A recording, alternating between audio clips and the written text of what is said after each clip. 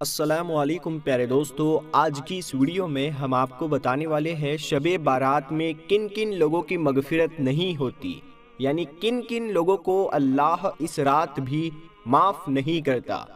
تو وہ 8 لوگ کون کون سے ہیں؟ اس کے ساتھ ساتھ ہم آپ کو بتانے والے ہیں شب بارات میں دعا کس طرح کرے کہ وہ دعا قبول ہو جائے، اور یہ بھی بتائیں گے کہ شب بارات میں ہمارے پیارے نبی صلی اللہ تعالی علیہ وسلم کیا عمل کرتے تھے اور شب بارات کیوں مناتے ہیں۔ تو ایک ہی ویڈیو میں ساری باتیں معلوم ہوگی، تو اس ویڈیو کو لائک کرے یا نہ کرے، بس اس ویڈیو کو پورا ضرور دیکھنا۔ شعبان اسلامی سال کا 8واں مہینہ ہے، اور یہ وہ مہینہ ہے جس میں بندوں کے اعمال اللہ تعالیٰ کی بارگاہ میں اٹھائے جاتے ہیں، اور یہ مہینہ رمضان کے قریب ہے۔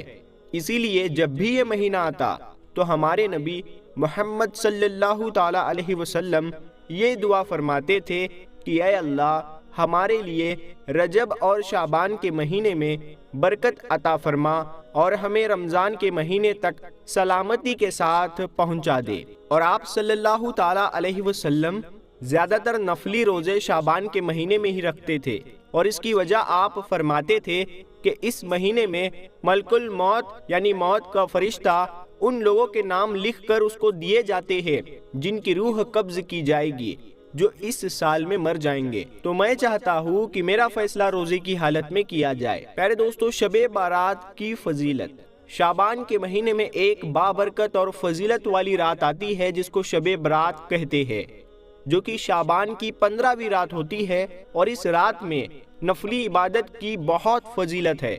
شب برات کیا ہے؟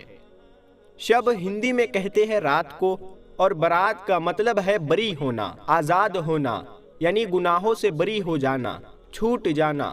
اور عربی مہینے شعبان کی 15 تاریخ کو یہ رات ہوتی ہے جس کو شب برات کہتے ہیں۔ اس رات کی اتنی فضیلت ہے کہ اگر کوئی بندہ ثواب کی امید کے ساتھ عبادت کرتے ہوئے اللہ سے اپنے گناہوں کی معافی مانگے تو اللہ تعالیٰ بہت جلد گناہوں کو معاف کر دیں گا۔ فضیلت والی راتیں کون کون سی ہے؟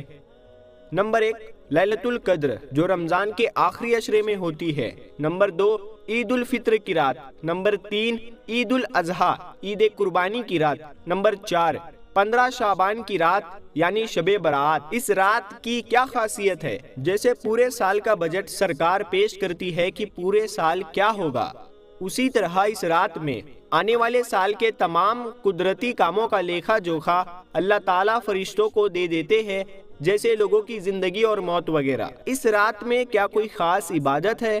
تو نہیں، اس رات میں کوئی خاص عبادت نہیں جو سنت سے ثابت ہو۔ ہاں، نفلی عبادت کوئی بھی کر سکتے ہیں، جیسے نفل نماز پڑھنا، قرآن کی تلاوت کرنا، اللہ کا ذکر کرنا، دعا کرنا، کیونکہ یہ رات بخشش کی رات ہے، اسی لیے اللہ کے سامنے اپنے گناہوں کی معافی ضرور مانگنا۔ کیا اس رات میں صلاۃ التسبیح پڑھنا ضروری ہے؟ جیسا کہ ہم نے آپ کو پہلے بتایا ہے، اس رات میں کوئی عبادت خاص نہیں ہے۔ ہاں، نفلی عبادت جو بھی چاہے کر سکتے ہیں۔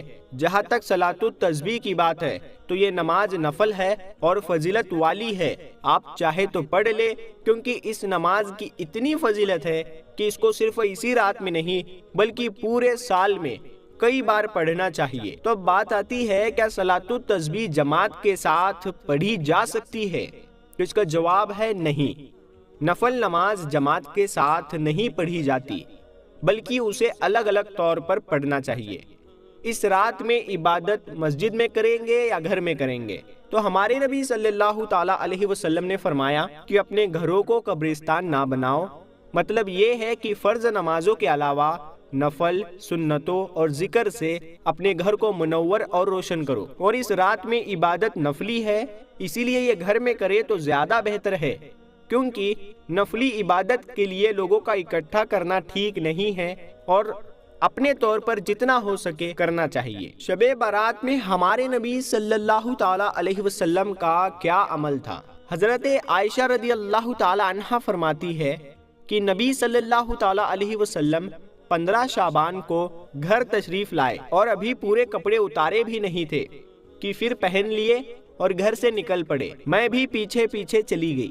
یہ دیکھنے کے لیے کہ آپ کہاں جا رہے ہیں۔ تلاش کرتے کرتے میں نے آپ کو دیکھا کہ آپ مسلمانوں کے قبرستان میں ہیں اور مومنوں کے لیے دعائے مغفرت کر رہے ہیں۔ اب بات آتی ہے شب برات میں دعا کیسے کرے۔ اگر کوئی عربی دعا یاد نہ ہو تو اس طرح دعا مانگ سکتے ہیں: اے میرے اللہ، تو ہی سب پر احسان کرنے والا ہے، کوئی تجھ پر احسان نہیں کر سکتا۔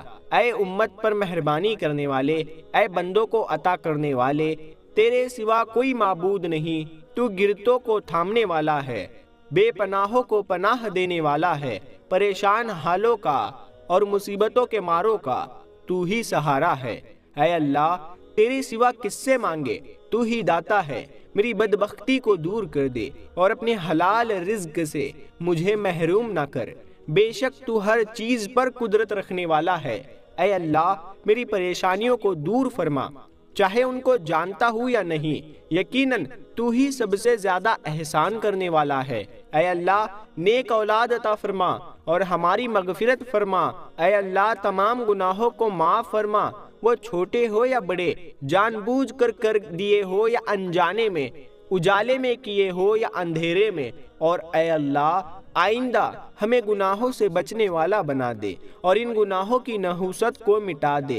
اے اللہ، ایمان پر خاتمہ فرما دے، ہمارے ماں باپ، استاد اور تمام مسلمانوں کی مغفرت عطا فرما دے اور ان کی نیک دعاؤں کو قبول فرما دے۔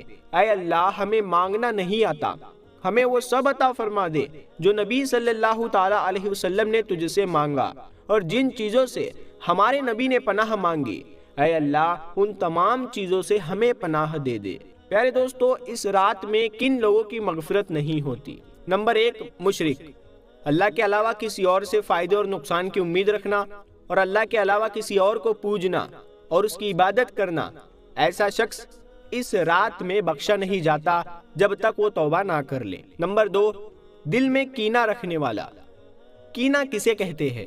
جب کسی آدمی کو کسی پر غصہ آتا ہے اور سامنے والا اتنا طاقتور ہے کہ اس پر غصہ نکالنے اور بدلہ لینے کی قدرت نہ ہو تو اس کے ضبط کرنے سے اس کے دل میں ایک قسم کا بوجھ ہو جاتا ہے، اسی کو کینہ کہتے ہیں۔ اس کا علاج یہ ہے کہ اس کو معاف کر کے اس کے ساتھ میل جول و تعلقات شروع کر دیے جائے۔ نمبر 3، رشتوں کو توڑنے والا۔